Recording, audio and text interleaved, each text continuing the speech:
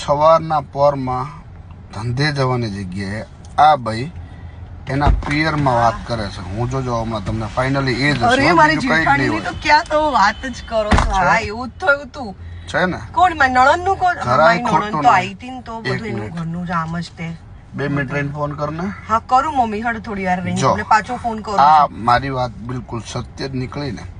તાર પિયરમાં ફોન કર્યો તો ને તે, મારી મમ્મી ને હે ને? જોયું જરા કઈ ખોટું નીકળું. હવે એને ત્યાં ફોન કરીને મૂળ તો શું કર્યું છે એ તમને કીધું. સાસરીની ખોદણી પિયરમાં કરી હશે નહીં? ખોદણી નહીં કરી, જે થયું એ મમ્મીને બધી વાતો કરી. એ કેવું જરૂરી હોય છે સાહેબ? કેવું જરૂરી તો મમ્મી છે તો કેવું તો પડે જ ને કે આવું આવું આમ થયું એમ.